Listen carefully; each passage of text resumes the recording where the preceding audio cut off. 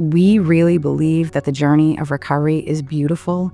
It's beautiful. It can be really hard. It can be really isolating and lonely. And so we wanted to take that information and create something that would allow an opportunity for us to increase potential conversations. We wanted to demonstrate how hard the families that we work with are actually working. Ribbons for Recovery, a couple of years ago for Recovery Month, we did a questionnaire for the participants that we had at the time, just really being curious with them about different things that they had experienced or thought about along their recovery journey.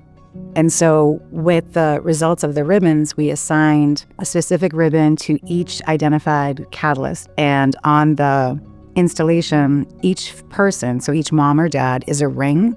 And then on their ring is all the different things. And so some of them have 3 things. They might have pregnancy, they might have, unfortunately, an overdose, they might have, some kind of legal consequence.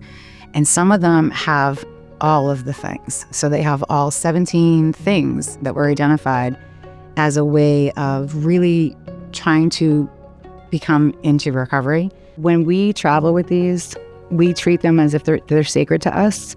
So we display them. We're happy to have a conversation about them. There's some photographs where, one of us might be like holding one family story, but I wouldn't just touch it. Like that's just not, as it's so important to us as for our project. We store them a certain way. We care for them a certain way. We were able to take it out in our community. People are curious and they're like, oh, wow, these ribbons are gorgeous.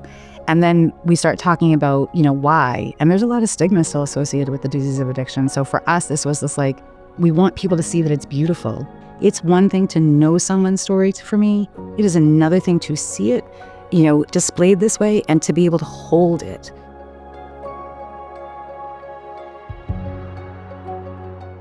I think what is so moving to me about the Ribbons for Recovery project is all of that hidden work and all of that hidden hope that people have. And when people are interacting with people with substance use issues, there's often so much frustration, so much despair, like a feeling of, I've gone through this with them before. I've seen this. How am I going to believe that it's going to be different again this time?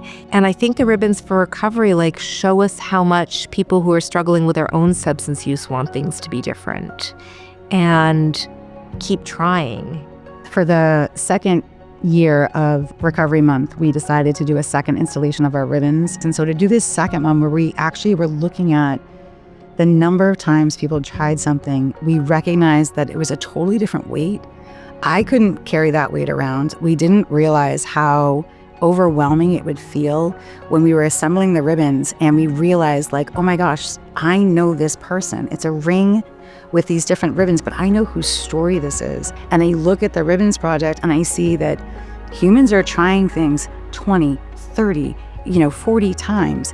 There are some people who are able to go into treatment once and able to sustain a recovery journey, and that's amazing, but that's not everybody's story. And so when we did the second one, that was just really evident. There's this mossy green kind of velvet ribbon, and that one is for I had enough. And so when we were assembling it, we were going through the questionnaire, and on someone's questionnaire, it said 50 times. 50 times they had enough. And so when I went back to the person, I said, I just want to double check. I want to make sure that I'm getting your story right. This is really important. And he said, well, you didn't give me a choice for infinity.